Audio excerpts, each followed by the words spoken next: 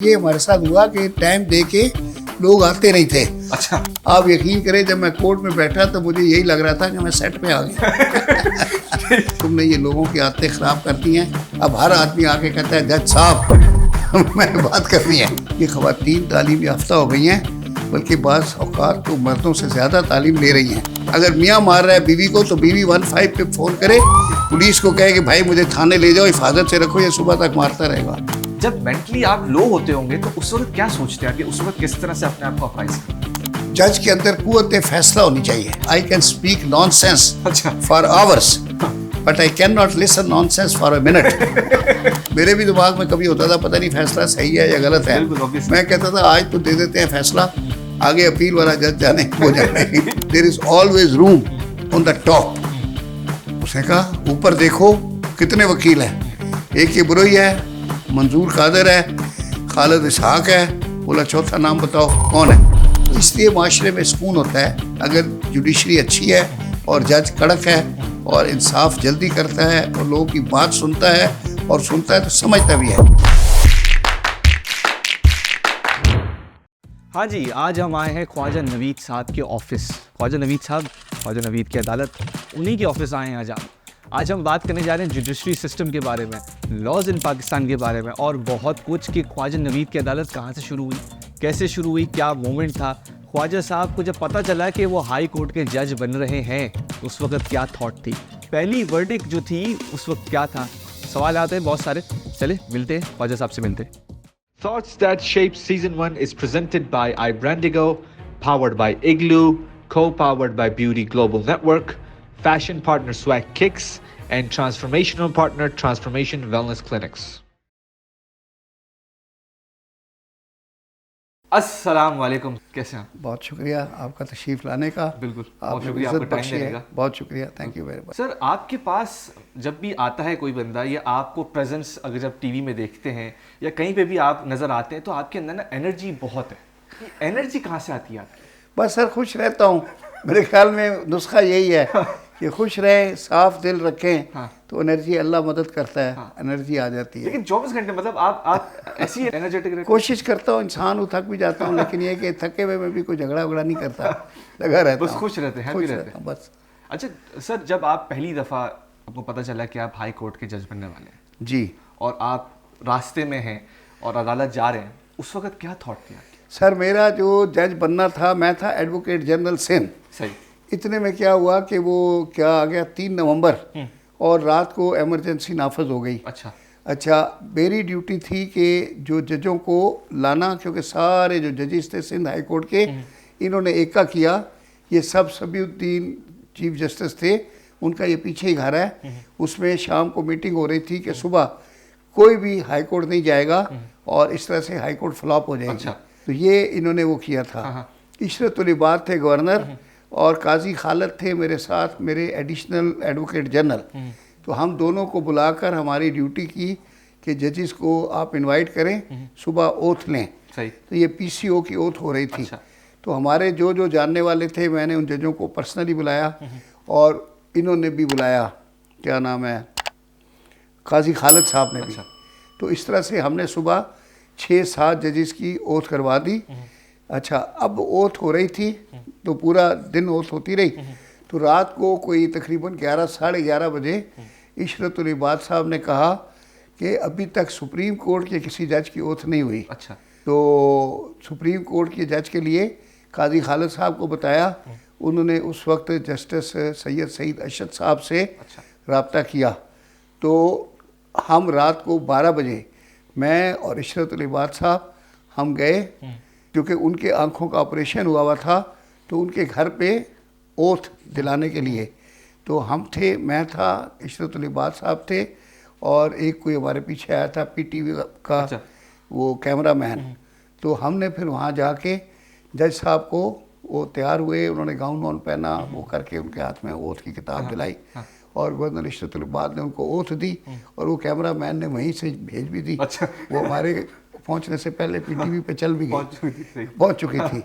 तो जब हम वापस आ रहे थे, तो जब हम आयशा भवानी स्कूल के आगे से गुजर रहे थे, तो इशरत उल इबाद साहब ने कहा कि ख्वाजा साहब आपने भी सुबह ओथ लेनी है। अच्छा। रियली तो इट वाज वेरी शॉक। हाँ। तो मैंने कहा ठीक है। ठीक। हम वापस आए गवर्नर हाउस में, तो वहाँ उस वक्त के CCPO और IG साहब बैठे हुए थे। वो पंजाब के थे, कोई मेजर रिटायर। तो मैंने उनसे मशवरा किया, मैंने कहा सर मैं एडवोकेट जनरल हूँ and I am very happy as a advocate general. तो मुझे साहब ने कहा है कि आपने ओथ लेनी है। तो उनको शायद मेरी बात का यकीन नहीं आया या कुछ नहीं, तो वो जो IG था उसने बड़ा सरकास्टिकली मुझे कहा कि हमारे तो जितने भी दोस्त एडवोकेट जनरल थे उनका नेक्स्ट प्रमोशन हाई कोर्ट जज था। अच्छा। अगर आपको कह रहे हैं तो आप ले लें। ठीक। उन्होंने इस अंदाज से कहा कि जैसे मैंने कोई झूठ बोला है। तो मैंने तो वैसे ही इशरत लिबास साहब को कोई इनकार नहीं किया था, उन्होंने ही कहा था और मैं आगे से खामोश रहा था, मैंने थैंक यू कर दिया था। तो मैं तो खामोश हो गया। तो उन्होंने बड़े सरकास्टिकली कहा कि अगर आपको कह रहे हैं तो फिर आप ले लें। मैं तो लेनी थी। वही हुआ सर, सुबह खैर से 10 बजे ओथ थी।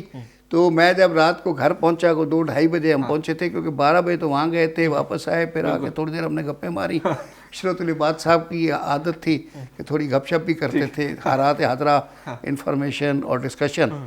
तो हम बैठते थे काम के बाद, पहले तो काम होता था, काम के बाद फिर आधा घंटा गपशप करते थे। तो वो हमने बात की। मैं घर पहुंचा 2:30-3 बज गए थे। मेरी वाइफ सोई भी थी, मैं जाके सो गया। अच्छा, वो सुबह उठ के चली गई इतवार बाज़ार। अच्छा, ठीक। मैं जब बाहर आया तो आगे ड्राइवर भी नहीं, वो भी नहीं, मैं क्या करें। अब उसको फ़ोन कर रहा हूँ तो इतवार बाज़ार में आवाज़ ही नहीं जाती। नतीजा ये हुआ कि 10 बजने वाले थे, मैं अकेला ही गाड़ी लेके गवर्नर हाउस पहुँच गया। वहाँ पहुँचा तो सब काजी खालिद साहब, राना शमीम, अपने पता नहीं नवासियाँ, पोते, सबको लेकर आए हुए थे, पूरी फैमिलीज थी। खैर मैं अकेला था, मैंने भी ओथ ले ली उनके साथ ही। जब वापस ओथ लेकर आया, उसके बाद चाय वाय का भी बड़ा अच्छा प्रोग्राम था, मैं उसमें भी अटेंड किया।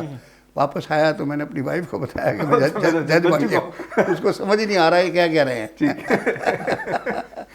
That was surprise sir. ठीक, मतलब सब कुछ अचानक से हुआ था। ये अचानक उन्होंने बताया। एडवोकेट जनरल तो मैं ऑलरेडी था ना। बिल्कुल। अच्छा सर, जब आप पहली दफ़ा अपने जो फर्स्ट केस के पास आप जा रहे हैं, फर्स्ट वर्डिक्ट आप देने वाले हैं, उस वक्त क्या थॉट थी आपकी?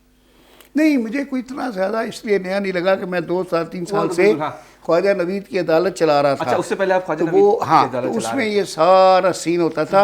आप यकीन करें, जब मैं कोर्ट में बैठा तो मुझे यही लग रहा था कि मैं सेट पे आ गया। सिवाय इसके कि सारे वकील थे और स्टेनो वगैरह थे, बाकी वहाँ तो आवाम होती थी। तो बाकी मुझे कोई ऐसा नया अजनबी महसूस नहीं हुआ। और काम पे बड़ी कमांड थी। अल्लाह के फजल से पहले दिन से अच्छे फैसले दिए। ठीक। अच्छा, ख्वाजा नवीद की अदालत आपके पास कॉन्सेप्ट कैसे आया? ये बड़ा मज़ेदार था। ये भी अचानक हुआ। ताहिर खान मेरे दोस्त हैं बहुत पुराने, तो मुझे कहने लगे कि यार वो हमें चैनल मिला है, तो मैं चाहता हूँ कि आप कोई कानून के बारे में शो करें, उसमें शो करें। तो मैंने कहा ठीक है। हम बैठ गए। तो मैं जा रहा था, सिंध क्लब में लंच था, तो रास्ते में मैंने उनसे कहा कि वो कहने लगे कि हमारे यहाँ से होते हुए आप चले जाएँ। मैं उनके ऑफिस चला गया। वहाँ पे हमने बैठे हुए थे, उनका पूरी टीम थी मीडिया की। तो मुख्तलिफ वो आई सजेशंस। अच्छा। तो उस ज़माने में मरहूम रज़ा हाशमी साहब ARY पे एक शो करते थे लॉ का। वो 2 वकीलों को बिठा लेते थे, ख़ुद वो बन जाते थे होस्ट, और वो पूछते थे सर ये ट्रांसफ़र एप्लीकेशन पे कितने के टिकट लगते हैं, सर ये रजिस्ट्री पे कितने के लगते हैं, सर लीगल क्वेश्चंस पूछते थे, सर ये गिफ्ट डीड कैसे बनती हैं, किसको दे सकते हैं गिफ्ट, इस पर टिकट क्या होते हैं, इस तरह के क्वेश्चन पूछते थे। तो मैंने कहा यार ये बड़ा बोर प्रोग्राम है, अगर मैं करूँगा तो ये मुझे तो कोई मुझसे सवाल पूछे है, वेरी सीनियर मैन। मैंने कहा वो तो बच्चा है, जाहिर है वो पूछता है, सबको 2 सीनियर वकीलों को बुला लेता है, फिर उनसे सवाल पूछता है। तो बैठे रहे, तो देर हो रही थी, तो मैंने उठना था। तो मेरी आदत है मजाक की, तो मैंने वाइंड अप करने के लिए डिस्कशन, मैंने कहा यार प्राइवेटाइजेशन का ज़माना है, अपनी अदालत खोल लेते हैं। अच्छा। और ये कह के मैं उठ गया। तो ताहिर साहब मेरे पीछे आए, बल्कि वो शूज़ भी नहीं पहने हुए थे। वो लिफ्ट तक आए और मुझे कहते हैं इसका नाम भी रखते हैं ख्वाजा नवीद की अदालत। तो इस तरह से ये प्रोग्राम बन गया। एक दिन के बाद वो 5-6 यंग लड़के आपकी उम्र के वो आए मेरे पास, उन्होंने लैपटॉप वगैरह उठाए हुए थे। मेरे क्लर्क ने बताया कि सर 5-6 लोग हैं, लड़कियां भी हैं, और वो कहते हैं हमें ताहिर साहब ने भेजा है कि ख्वाजा साहब के साथ मीटिंग करें। वो आ गए, बैठ गए हम लोग। मैंने पूछा बेटा आपने कभी कोई कोर्ट कचहरी केस देखा है? बोला नहीं।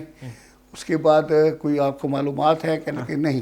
तो मैंने अपने क्लर्क को कहा कि 8-10 फैमिली केस और रेंट केस जो पेंडिंग है निकाल के दो इनको। मैंने कहा बेटा आप इसको 2 दिन स्टडी करें, अच्छा, तो फिर हम डिस्कशन करेंगे तो आपको समझ आएगी। अभी मैं जो बातें करूँगा वो आपको समझ नहीं आएंगी। बिल्कुल, हाँ। सर वो 2 दिन बाद आ गए, यंग लोग थे, पढ़े लिखे थे।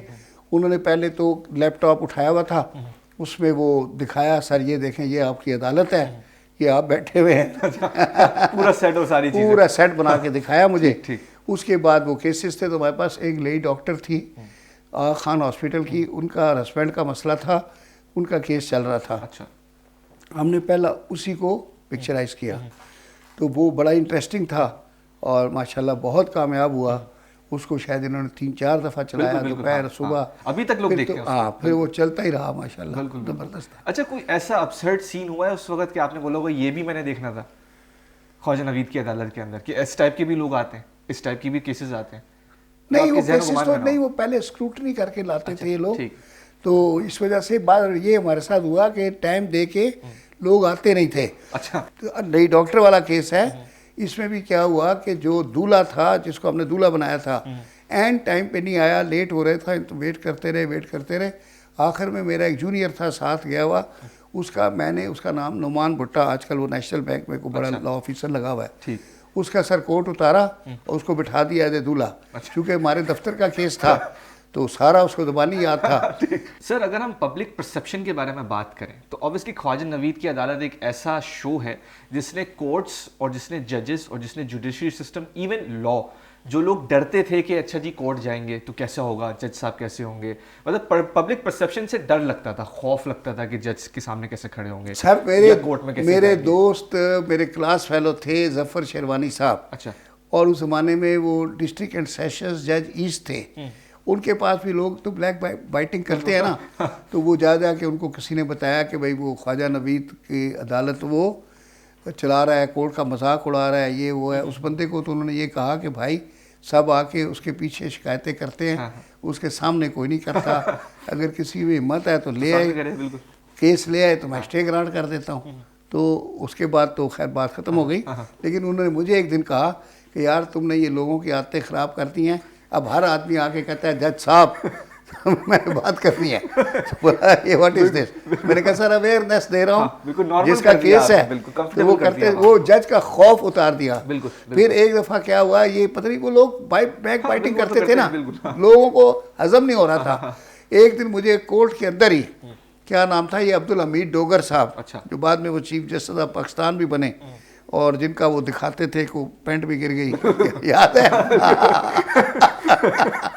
मुझे भरे हुए कोर्ट में डांटा। अच्छा, कि ये तुमने क्या मजाक लड़ा रखा है? मैंने कहा सर ये तो एक प्रोग्राम है, तो ये तुम्हें जज क्यों कहते हैं? मैं साहब उनको मना कर देंगे, ख्वाजा साहब कहा करें तुम जज हो। अल्लाह का करना क्या हुआ, उसने इतनी मेरी बेइज्जती की, मैं 1 हफ्ते के अंदर जज बन गया। अल्लाह तो देख रहा होता है ना, तो इसके बेइज्जती करने से बेइज्जती नहीं हुई। उस डोगर की बाद में जो इज्जत हुई वो आपने देखी, आपने देखी, आज भी तारीख उसको याद करेगी। जी जी, सही बात, अब्दुल हमीद डोगर। ठीक ठीक। अच्छा ख्वाजा साहब, वुमेन एम्पावरमेंट का आपका क्या टेक है? सर वुमेन एम्पावरमेंट का बड़ा अच्छा हो गया है, ये ख़वातीन तालीम याफ्ता हो गई हैं, बल्कि बाज़ औक़ात तो मर्दों से ज़्यादा तालीम याफ्ता तालीम ले रही हैं। इसलिए कि हमारे यहाँ सिस्टम है कि भाई बच्चियाँ पढ़ती रहती हैं, जब तक कोई अच्छा सूटेबल उनकी मर्ज़ी का रिश्ता नहीं आता तो उनको पढ़ाते रहते हैं। तो मैंने देखा है कि लड़कियों का एक MA के बाद दूसरा MA है, बीच उसके बाद रिसर्च कर रही हैं, PhD कर रही हैं। लड़के जैसे BA करते हैं भाग शुरू हो जाते हैं कि मैं सेल्समैन हो जाऊँ, इंश्योरेंस का एजेंट हो जाऊँ, ये हो जाऊँ, वो नौकरी लग जाते हैं। प्रेशर भी होता है, वैसे भी जवान आदमी को पैसे चाहिए होते हैं, तो फिर उसको अच्छा नहीं लगता कि मैं सुबह अम्मी से लेकर पैसे आऊँ और फिर अपने मोटरसाइकिल में पेट्रोल डालूँ, तो वो जल्दी अपने पैरों पे खड़े हो जाते हैं और तालीम मुकम्मल नहीं करते। और इसीलिए अब लड़कियों ने CSS करना शुरू कर दिया है। आप देखें माशाल्लाह सारी लड़कियां कामयाब हो रही हैं, बल्कि आपके थ्रू मैं एडवाइस भी करता हूं बच्चियों को कि तमाम बच्चियां जो अच्छी पढ़ाकू बच्चियां हैं वो CSS का इम्तिहान ज़रूर दें, ताकि अगर जीत गए तो क्या कहना, हारे भी तो बाजी मात नहीं। ठीक है ना जी? बिल्कुल। तो विमेन एम्पावरमेंट जो है बहुत अच्छी बात है। और इससे थोड़ा सा ये है, लोग मुझसे कई दफ़ा पूछते हैं कि ये डिवोर्स का रेट जो है बिल्कुल मैं इसी आने क्यों वाला बढ़ रहा है। जी जी जी तो वो मेरा उनको जवाब यही होता है कि अब लड़की खुद मुख्तार हो गई है, इंडिपेंडेंट हो गई है। पहले तो मर्द के ऊपर डिपेंडेंट होती थी, अभी तो 80% 60%, मुझे परसेंटेज पता नहीं है। सही बात। बहुत ज़्यादा मर्द जो है अपनी बीवियों पे डिपेंडेंट है क्योंकि बीवी के पास जॉब है, मर्द बेचारा रोड मास्टरी करता है। तो इसलिए फिर वो अब नहीं लेती, ना सास की लेती हैं, ना नंदों की लेती हैं, ना मियाँ की लेती हैं। सही बात। ठीक है, आप अगर इक्वली और उनको इज्जत के साथ रखते हैं, हमारी बच्चियाँ चूँकि शरीफ घरानों से आती हैं, वो घर बनाने के लिए आती हैं, तो लेकिन घर बनाने में अपने आप को तबाह नहीं करना चाहते। सही बात। पहले तबाह हो जाती थी। पहले याद है वो कहते थे, वो मुहावरे बने हुए हैं कि डोली में डाल रहे हैं और जनाजे में वापस आना। जी जी बिल्कुल बिल्कुल। अब वो डोली और जनाजे वाली बात कहानी ख़त्म हो गई है। हाँ, अब वो कार में बैठ के जाती है मज़े से और जनाजे में नहीं आती, अब बेवा होके आती है अब अगला मर जाता है। ठीक ठीक। अच्छा, इसी हवाले से ये है कि सेलिब्रिटीज हो या कम्युनिटी हो, डिवोर्स के रेट्स नो डाउट बहुत बढ़ रहे हैं। जी जी। इवन दो कि मर्द की तरफ से भी हो रहा है, वुमेन की तरफ से भी हो रहा दो वजूहात, एक तो यही बताई है कि विमेन जो है वो नहीं लेती है, वो अपनी मर्जी से रहती है, अपनी टर्म्स पे रहती है। इज्जत से रखोगे तो रहेगी, नहीं रहते तो अपने घर जाओ, मैं सुबह काम पे जा रही हूँ, मेरी सुबह ड्यूटी है, इंडिपेंडेंट है। अच्छा, और दूसरा क्या है कि डिवोर्स रेट जो बढ़ रहा है, जो ये तो चलो काम करने वाली लड़कियाँ, जो घरेलू लड़कियाँ हैं, ये जो हमारे टीवी के ड्रामे आ रहे हैं मुख्तलिफ चैनल्स के ऊपर, उसमें वो शादी के बाद जो इतनी लेविश लाइफ दिखाते हैं कि वो जनाब फरारी लेके आ रहा है बंदा और वो फरारी वाले को भी डांट रही है, और फिर जो उसमें बंगले दिखाते हैं और उसमें जो, तो इन्होंने तो किराए पे लिए होते हैं, वो बेचारी समझती हैं असली है। वो अपनी शादी के बाद एक्सपेक्ट करती हैं कि हमारा भी यही वाला लाइफ स्टाइल हो जाएगा। आगे पता चलता है कि वो तो 180 गज का मकान है, तो फिर वो एकदम शैटर हो जाते हैं उसके सारे ख्वाब। जब ख्वाब शैटर हो जाते हैं तो फिर उसका रिएक्शन जो है अनहैप्पीनेस होता है। तो अनहैप्पीनेस जो है वो in couples that leads to frustration, और फ्रस्ट्रेशन के बाद फिर डिवोर्स ही होती है। ये भी एक वजह है। अच्छा, ये भी एक वजह है। हाँ, और महंगाई तीसरी वजह है। अच्छा, वो सबसे इम्पोर्टेंट है कि आप कोई ख्वाहिशात पूरी नहीं कर सकते और एक्सपेक्टेशंस आर वेरी हाई। इसकी वजह से भी फैमिली में डिस्प्यूट पैदा होता है और डिस्प्यूट लीड्स टू ब्रेकेज। यानी कि इन्फ्लेशन से फर्क पड़ता है ऑब्वियसली, बहुत ज़्यादा मामलातों में। ठीक ठीक ठीक। एक जज में क्या क्वालिटीज़ होनी चाहिए? जज जो है सबसे पहली क्वालिटी तो ये है कि इंसान हो, ठीक, और उसके बाद ये है कि ईमानदार हो, लोगों की बात सुने, उसमें पेशेंस हो। इस पे आपको एक जोक सुनाता हूँ, जोक भी नहीं बल्कि वाक़या है कि लंदन में एक बड़ा काबिल वकील था, तो वहाँ पे वकला को, यहाँ भी पहले होता था, चीफ जस्टिस रिक्वेस्ट करते थे वकला को और मिन्नत करते थे कि आप हाई कोर्ट के जज बन जाएं, तो वो कहते थे कि वी डोंट वांट सही, अच्छा ठीक, टू बिकम जज, क्योंकि हमारी इनकम बहुत ज़्यादा है। अच्छा, आजकल तो लोग जज बनने के लिए सिफारिशें करते हैं और पॉलिटिकल पार्टी उसके सहारे लेते हैं और उनके नॉमिनेशंस करवाते हैं। उस ज़माने में हमारे मुल्क में, पाकिस्तान में, रिक्वेस्ट की जाती थी लॉयर्स को कि प्लीज़ फॉर गॉड सेक आप जज बन जाए। तो फैल अली अब्दुल रहमान साहब थे, चीफ जस्टिस बने, वो लॉयर थे, उनको रिक्वेस्ट की जुल्फ़िकार अली भुट्टो ने। अच्छा, और जब वो बने जज तो उनके करीबी दोस्त थे फ़खरुद्दीन जी इब्राहिम साहब। तो उन्होंने फ़खरुद्दीन जी इब्राहिम साहब को बहुत रिक्वेस्ट की कि आप जज बन जाएं। वो नहीं बनते थे, वो आखिर तुफ़ैल साहब की दोस्ती में जज बन गए। उन्होंने तुफ़ैल साहब के साथ डिसेंटिंग ऑर्डर लिखा। अच्छा, जी जी जी, जैसे आज अफरीदी साहब ने डिसेंटिंग लिखा है 6 जजों से अलग, तो फ़खरुद्दीन जी इब्राहिम साहब ने तुफ़ैल अली अब्दुल रहमान जो उनका दोस्त था, उनको मिन्नतें करके जज बना के लाया, और उन्होंने उससे नहीं लिखा कि आई एग्री, उन्होंने अपना जजमेंट लिखा। और उसमें तुफ़ैल साहब बड़े खुश थे, क्योंकि मुझे सारी बातें इसलिए पता है कि मैं तुफ़ैल साहब के बड़े भाई बैरिस्टर हसन अली अब्दुल रहमान साहब जो शहरी रहमान के वालिद थे, मैं उनका शागिर्द था। अच्छा, उनके ऑफिस में काम करता था। ठीक ठीक, तो इसलिए I know everything, ins and outs सारे पता है आपको, बिल्कुल इस तरह की चीज़ों में। ठीक, फर्स्ट हैंड पता है, सुनी सुनाई नहीं। ठीक ठीक ठीक। अच्छा, एक जज का क्या रोल है सोसाइटी वाइज वेल बीइंग अच्छा करने में? एक जज का क्या रोल होता है आपकी नज़र में? सर, जज तो होता ही है, इंसाफ करता है। बिल्कुल। और जिस सोसाइटी में लोगों को इंसाफ मिले, वो माशरा जो है वो बहुत, क्या कहते हैं, बैलेंस्ड होता है, बैलेंस माशरा होता है, और हर आदमी जो है ट्रस्ट करता है जज को, बिल्कुल, और वो समझता है कि मेरा कोई हक नहीं मार सकता। अगर मैंने आपको कोई 2 लाख रुपए दे दिए तो मुझे पता है कि आप ये खा नहीं सकते, मैं जज के पास चला जाऊंगा, मुझे मिल 2,000 जाएंगे, रुपए मिल जाएंगे। मिल जाएंगे। सही बात। ठीक है, बल्कि इसके ऊपर बैंक रेट पे इंटरेस्ट भी मिलेगा। लोगों को पता होता है। हाँ, तो इसलिए माशरे में सुकून होता है अगर जुडिशरी अच्छी है और जज कड़क है और इंसाफ जल्दी करता है और लोगों की बात सुनता है, और सुनता है तो समझता भी है। बिल्कुल। वो मैं आपको लंदन का सुना रहा था कि वो एक वकील साहब थे बड़े, तो वहाँ का चीफ जस्टिस रोज़ उसको बुलाता था वकील को कि आप जज बन जाएं। वो हर दफ़ा वकील साहब इनकार कर देते थे। एक दफ़ा चीफ जस्टिस को गुस्सा आ गया।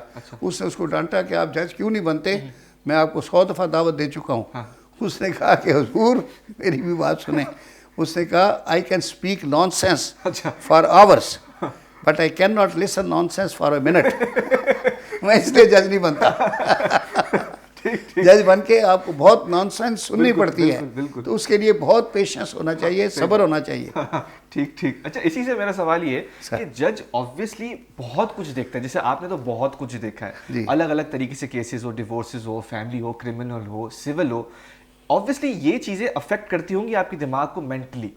जब मेंटली आप लो होते होंगे तो उस वक्त क्या सोचते हैं आप, या उस वक्त किस तरह से अपने आप को अप्राइज करते हैं? बाज़ औक़ात देखिए, जब आप कोर्ट में लोगों को देखते हैं बिहेव करते हुए, बिल्कुल, हम रिक्वेस्ट कर रहे होते हैं, मेरी जो आदत है कि भाई इस पे बन जाएं, आप इसमें ठीक हो जाएं, तो पता चला कि वो नहीं बने, चले गए और ये हो गए, तो मैं वाकई जब अकेला बैठता हूँ तो मैं कहता हूँ ये कितना बेवकूफ़ इंसान था, मैं इसको इतनी अच्छी ऑफ़र दे रहा था, इनका घर बन जाता। नहीं मान के गया तो मेरे दिल में दुख होता है कि यार मतलब क्या करूँ, ठीक है ना।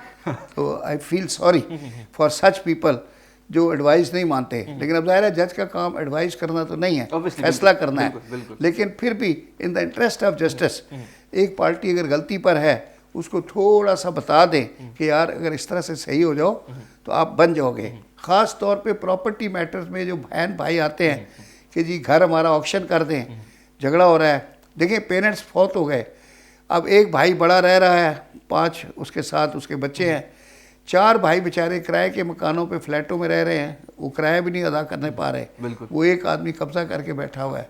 तो ये भी केस आते हैं। तो उस टाइम पे हम उनको कहते हैं कि भाई उनको समझाने की कोशिश करते हैं कि आप बन जाएं आपस में, जिनका हिस्सा है इनको हिस्सा दे दें, नहीं देता तो फिर जाहिर है वो मकान ऑक्शन हो जाता है।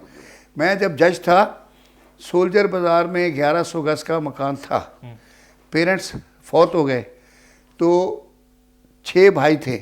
बड़े भाई साहब जो थे वो उस घर में अकेले रह रहे थे। अच्छा, सारे भाइयों ने अपने अपने कमरे जो पहले थे उनकी लाइफ में वो ताले लगाए हुए थे, बंद किए हुए थे। लेकिन कोई नर्सरी में फ्लैट पे रह रहा था, 1-2 तो कनाडा में चले गए, एक आध फौत भी हो गया, एक बहन बेवा हो गई, वो शादी करके गई थी।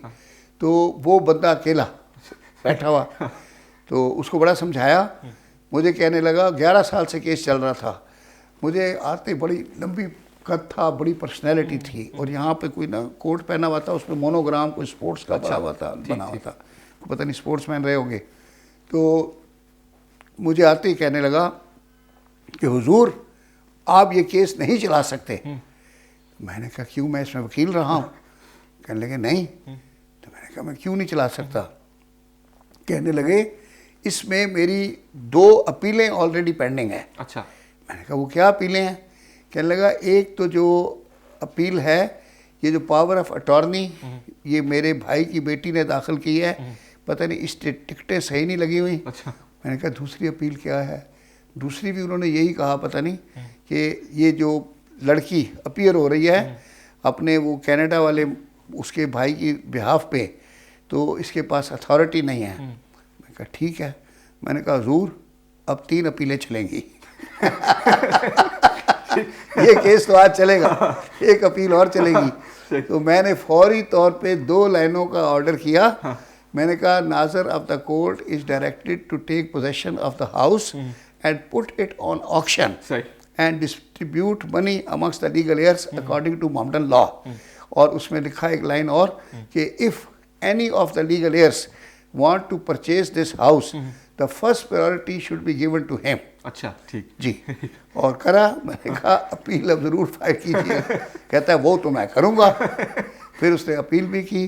सुप्रीम कोर्ट ने कहा कि भाई आपको ऑप्शन दे दी है, आप खरीद लें, इसमें मसला क्या है। वो उसकी जो थी वो बेचारी रो रही थी भतीजी, कहने लगी सर इतना सा काम था, हम 11 साल से रुल रहे हैं। मैंने कहा बेटा बस करना पड़ता है।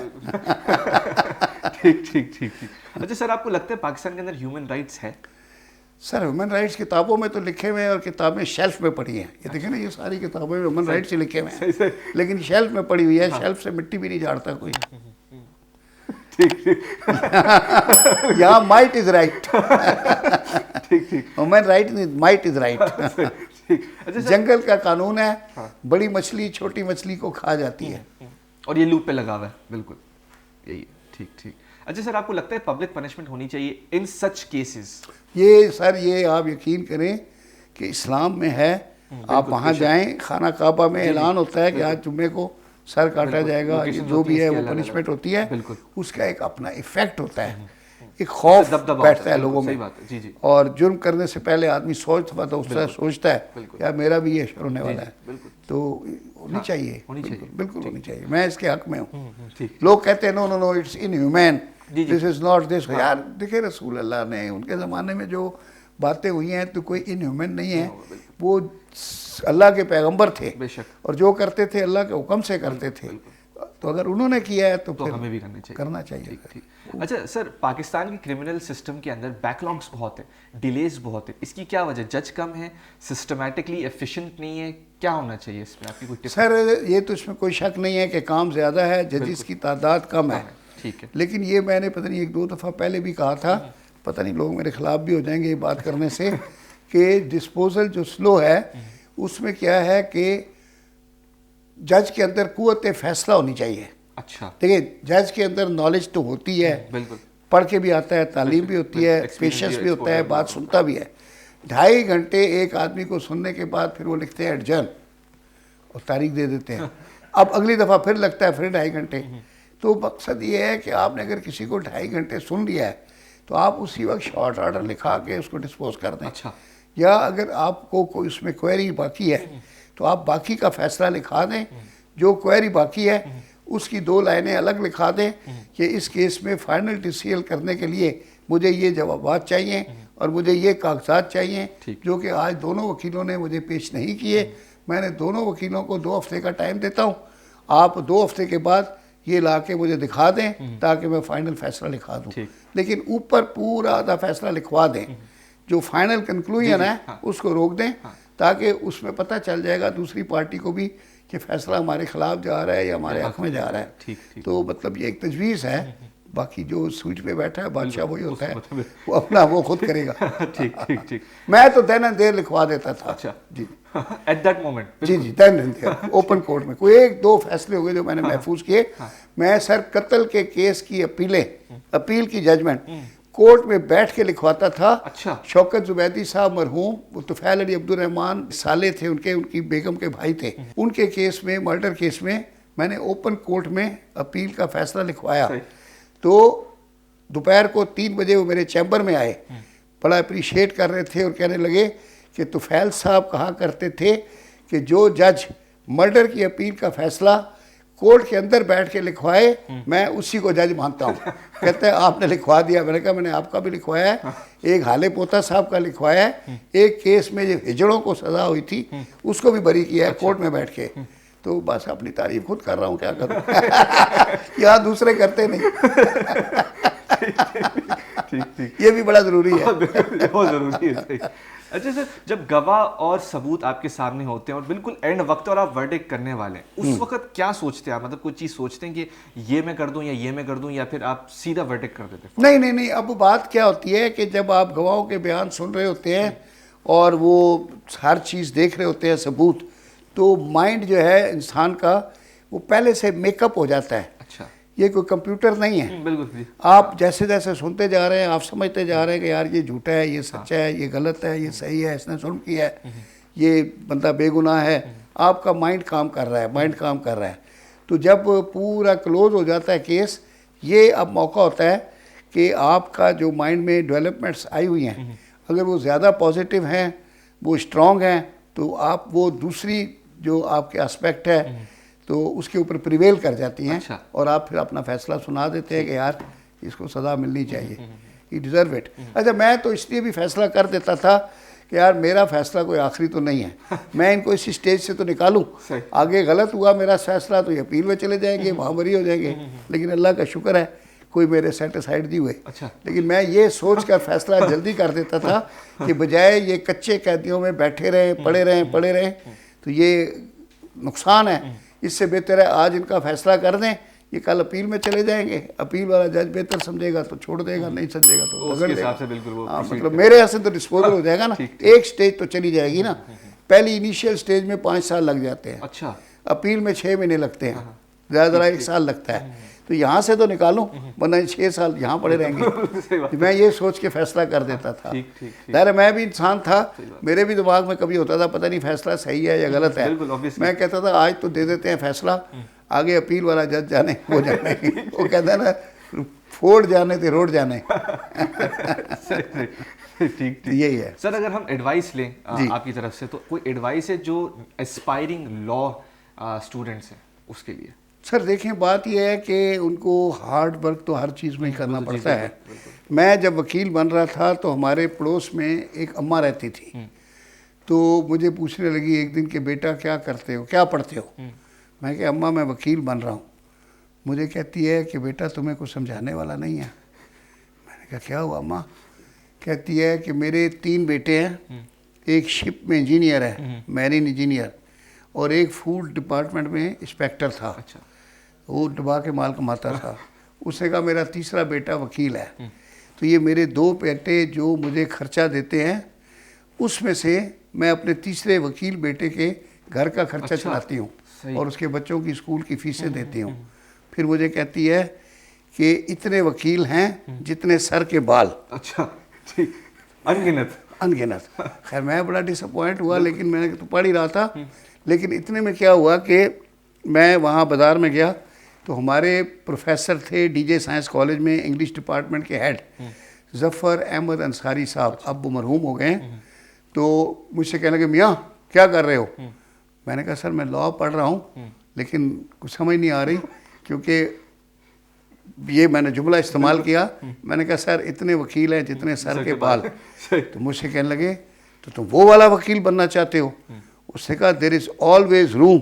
वो अंग्रेज़ी बहुत अच्छी बोलते थे और पूरे पता नहीं शेक्सपियर ही थे। कहते हैं कि there is always room on the top. उसने कहा ऊपर देखो कितने वकील हैं, एक ये बुरई है, मंजूर कादर है, खालिद इसहाक है। बोला चौथा नाम बताओ कौन है? बोला वहाँ बहुत जगह है। बोला वो वकील बनो। अब ये बनना है तो फिर तो मत बनो। मेरे दिमाग में आया कि मैंने वही बनना है और वही बन के दिखाया। माशाल्लाह से वही बन के दिखाया। अच्छा सर इसका राज क्या था? क्योंकि हर जगह ख्वाजा नवीद साहब, ख्वाजा नवीद साहब, ख्वाजा नवीद साहब, एक वक्त था सिर्फ आप ही का नाम होता था। अभी भी है सर, अभी भी है, ये ब्रांड चल रहा है। हाँ बिल्कुल। इस ब्रांड का राज क्या, मतलब इस ब्रांड की वैल्यू कैसे? सर ये बात ये है कि ये ब्रांड बनाने में बहुत 50 साल लगे हैं, लेकिन ये है कि 50 साल में बहुत हम्बली काम किया है, किसी को इनकार नहीं किया। अच्छा। और माशाल्लाह जो भी आया, पैसे हैं तो नहीं है, जूते पहने हुए हैं नहीं पहने हुए, अम्मा बूढ़ी आई, मैली है गंदी है, उसको भी सीने से लगाया। अच्छा। उसने पान भी खाया हुआ, इधर पप्पी भी ली, अपने नहीं कहा कि यार अभी डिटेल लगाओ, उसको पप्पी भी दी, गले भी लगाया। बस फिर दुआएं भी होती हैं ना, इन्हीं लोगों की दुआएं हैं, बाकी बंदे में कोई जादू नहीं होता, सारे वही है। वो नहीं, वो लाहौर में कोई मछली वाला, वो उसके पास एक लड़की गई कोई नवाबत अखबार की। अच्छा। इंटरव्यू लेने। उसे कहा 14-15 मछली वालों की दुकानें हैं, मजंग चुंगी पे कौन सी जगह है वो, चबुर्जी क्या है, मजंग में। तो उसने कहा कि ये आपका क्या रेसिपी क्या है? उसने पंजाबी में कहा कि लून पाना हो, मिर्चें है, ये लहसुन है, ये दही है, ये है वो है। उसने कहा कि ये तो सारे ही डालते हैं। कहता है उत्ते मेरी किस्मत पा दो। क्यों? बाकी दुकानें सिर्फ इस वजह से चलती हैं कि इसके यहाँ बारी लंबी होती है लाइन, जिसको भूख लगी होती है वो इसका छोड़ के कहता है यार मैं वहाँ से ले लूँ। या वो लोगों के नौकरों को लोग भेजते हैं कि लेके आओ, नौकर लंबी लाइन देखता है, वो साथ वाली दुकान से खरीद के ले जाता है। उनकी दुकानें सिर्फ इसलिए चलती हैं कि इसके यहाँ बारी नहीं आती। ठीक ठीक, यानी कि क्वालिटी आप प्रोवाइड करते हैं और आप क्वालिटी तो देनी पड़ती है, ठीक है ना सर। उस क्वालिटी पार्ट क्लाइंट की सेटिस्फेक्शन जो है वो ही देखें। हमारा कोई अखबार में इश्तिहार नहीं आता, वकील और डॉक्टर जो है उसके लिए क्या है, फ्रंट पेज का होता है। No, your clients are your best advertisers.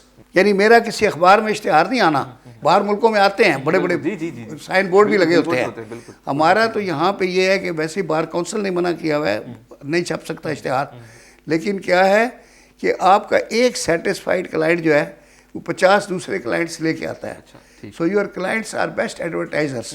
आपने किसी को अखलाक से, मोहब्बत से अच्छी सर्विस दी है, वो जहाँ बैठा होगा, किसी का केस होगा, कहता है चलो यार मेरे साथ चलो मेरे वकील के पास, और वो अगले दिन लेके भी आ जाता है।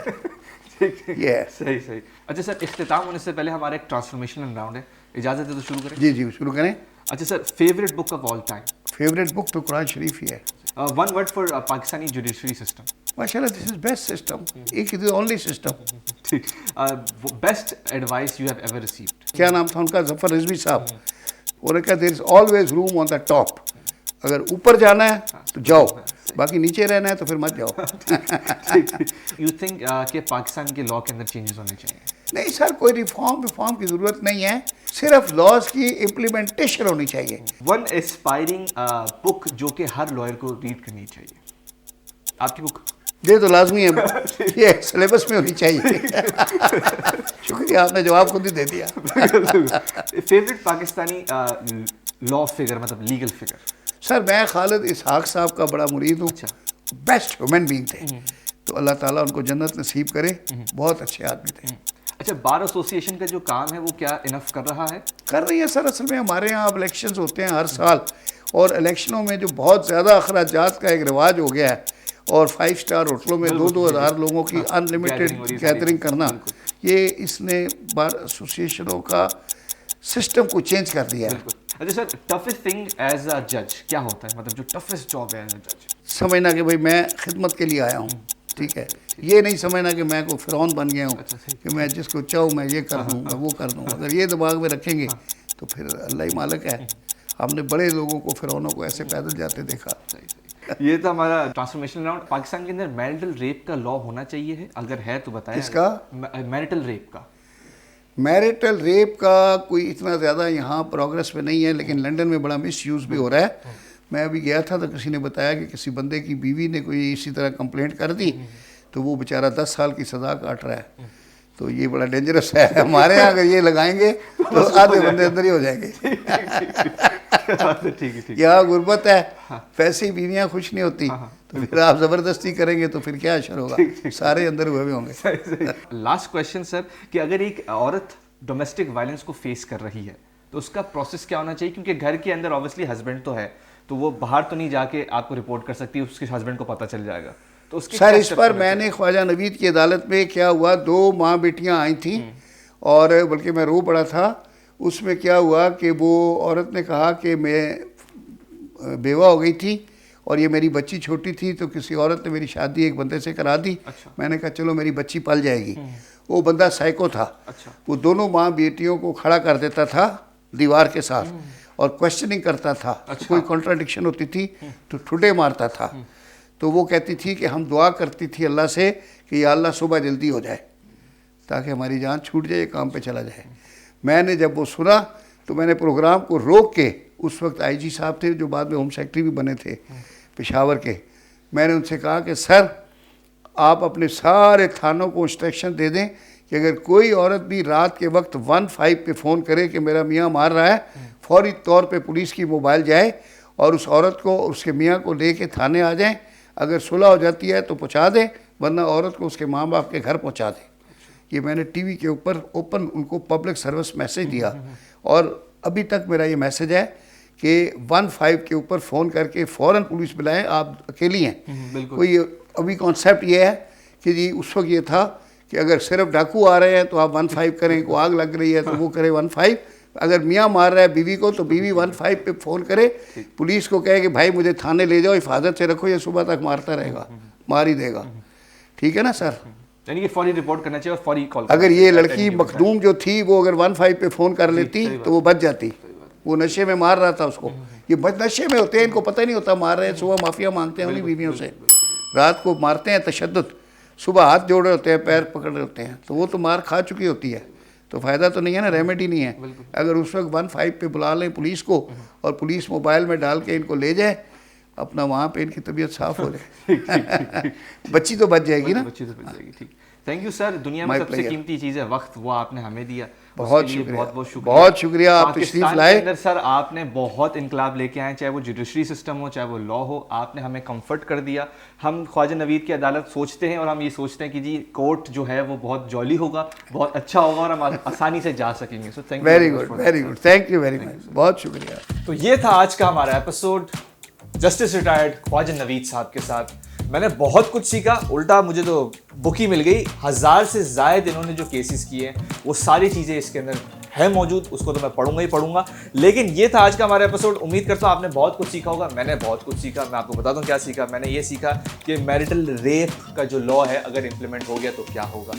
मैंने ये सीखा कि ह्यूमन राइट्स पाकिस्तान के अंदर है कि नहीं है, वो तो खैर आपको भी पता है। मैंने ये भी सीखा कि जस्टिस ख्वाजा नवीद साहब जिस दिन बने थे हाई कोर्ट के जज, उस वक्त क्या सिचुएशन हुई थी। बहुत सारी चीज़ें सीखी मैंने। उम्मीद करता हूँ आप लोगों ने भी बहुत सारी चीज़ें सीखी होंगी। आपने लाजिम मुझे कमेंट बॉक्स के अंदर बताना है क्या चीज़ें सीखी हैं आपने। इसी के साथ आज का शो खत्म होता है। मिलते हैं अगले यूट्यूब एंड टिकटॉक की वीडियो में, फेसबुक और इंस्टाग्राम की पोस्ट में, ट्विटर की ट्वीट्स यानी एक्स की ट्वीट्स में, पिंटरेस्ट की पिन्स में, लिंक्डइन की एक्टिविटीज़, व्हाट्सएप की अपडेट्स में। इसी के साथ हसन अंसारी साइनिंग ऑफ।